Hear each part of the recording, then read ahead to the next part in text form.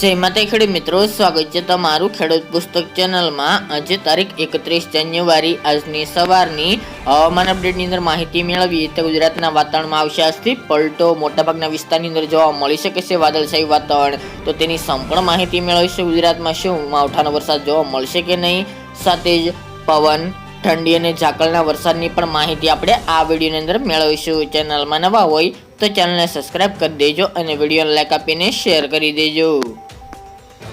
ગુજરાતના હવામાનમાં આજથી પલટો જોવા મળી રહ્યો છે। ઉત્તર ભારતના વિસ્તારમાંથી એક મજબૂત WD એટલે કે વેસ્ટર્ન ડિસ્ટર્બન્સ પસાર થઈ રહ્યું છે। તેની અમુક લહેરો ગુજરાત સુધી પહોંચી રહી છે, જેના કારણે ગુજરાતના વાતાવરણમાં આજથી પલટો જોવા મળી શકે છે।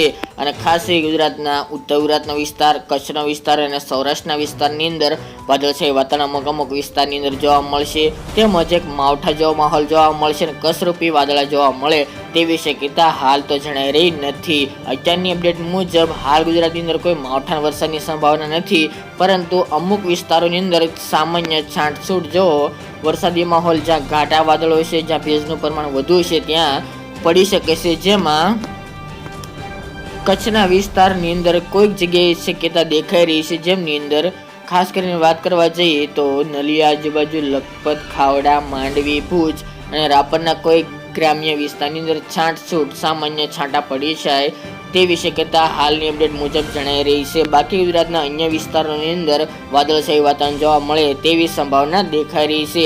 હાલ ગુજરાતની અંદર કોઈ માવઠાના વરસાદની સંભાવના કે આગાહી કરવામાં આવી રહી નથી, પરંતુ ઘાટા વાદળો જ્યાં હશે ત્યાં છાંટછૂટ જેવો વરસાદ પડે તેવી હાલની અપડેટ મુજબ જોવા મળી રહ્યું છે।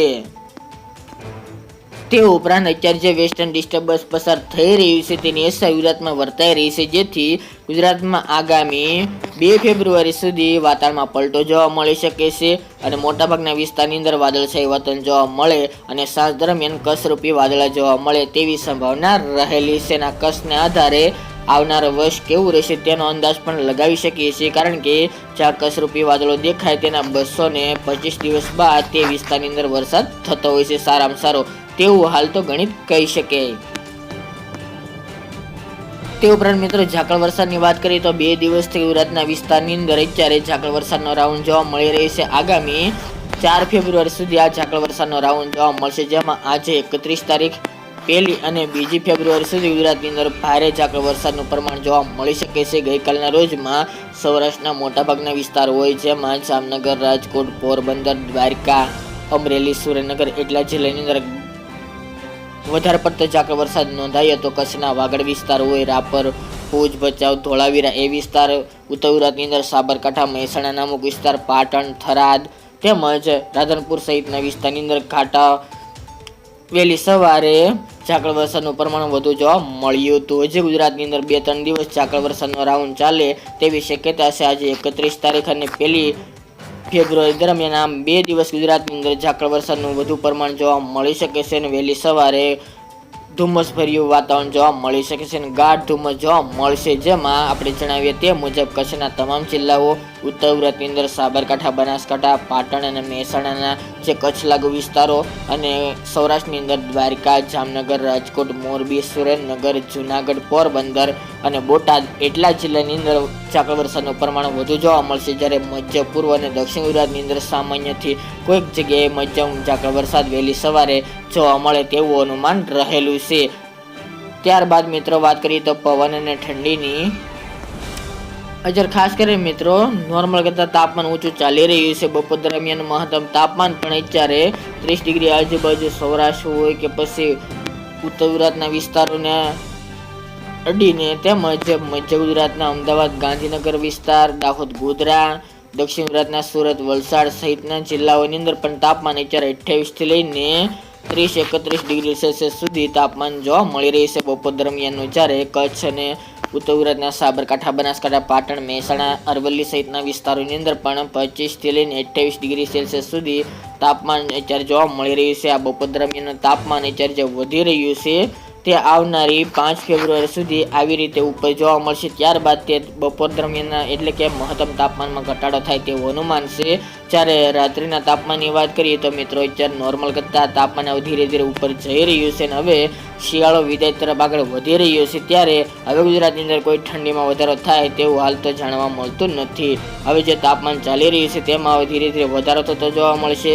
અત્યારે રાત્રિનું લઘુત્તમ તાપમાન 15 ડિગ્રી કરતાં પણ ઉપર જોવા મળી રહ્યું છે. સૌરાષ્ટ્રના વિસ્તારની અંદર 19 થી 20 ડિગ્રી તાપમાન જોવા મળી રહ્યું છે. દક્ષિણ ગુજરાતની અંદર 18, 19, 20 આજુબાજુ, જ્યારે કચ્છના નલિયા, ભુજ, ભચાઉ, રાપર સહિતના વિસ્તારની અંદર 15 થી લઈને 17 ડિગ્રી આજુબાજુ, ઉત્તર ગુજરાતની અંદર પણ 18 ડિગ્રી આજુબાજુ, સાબરકાંઠા, બનાસકાંઠા, પાટણ, મહેસાણા, અરવલ્લી સહિતના વિસ્તારો, અમદાવાદ, દાહોદ, ગોધરા એ વિસ્તારની અંદર પણ 14, 15, 16 અને 17 અને 18 ડિગ્રી સેલ્સિયસ સુધી તાપમાન જોવા મળી રહ્યું છે. અને આવનારી 5 તારીખ સુધી આવી રીતે તાપમાન રાત્રેનું લઘુત્તમ તાપમાન ઉપર જોવા મળે તેવું અનુમાન દેખાઈ રહ્યું છે. બાકી આ તાપમાનમાં હવે ઘટાડો થાય તેવા સંજોગો જણાઈ રહ્યા નથી. અત્યારે back to back western disturbance પસાર થઈ રહ્યા છે અને સાથે જ આવનાર દિવસોમાં પણ થવાના છે. 4 તારીખ દરમિયાન પણ એક મોટું વેસ્ટર્ન ડિસ્ટર્બન્સ આવી રહ્યું છે, પરંતુ તેની ખાસિયત ગુજરાતમાં નહિવત જોવા મળી શકે છે. ચોક્કસપણે તાપમાનમાં બપોર દરમિયાનના તાપમાનમાં ઘટાડો થશે. બાકી રાત્રિના તાપમાનમાં કોઈ ફેરફાર વધુ જોવા મળે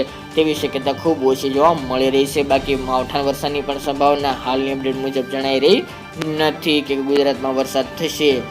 તે ઉપરાંત મિત્રો વાત કરીએ તો અત્યારે જે પવન ચાલી રહ્યા હતા તેમાં અચાનક ફેરફાર જોવા મળી રહ્યો છે. અત્યારે ઉત્તર પશ્ચિમ અને પશ્ચિમના પવનો થઈ ગયા છે આરબ દેશના પવનો.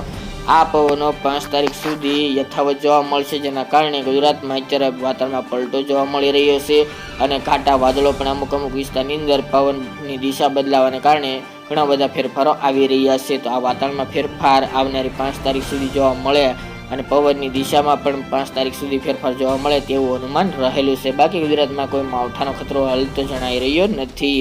તો મિત્રો આ અત્યારની વહેલી સવારની અપડેટ. ફરી એક નવા વિડીયો સાથે મળીશું. આજ માટે એટલું જ.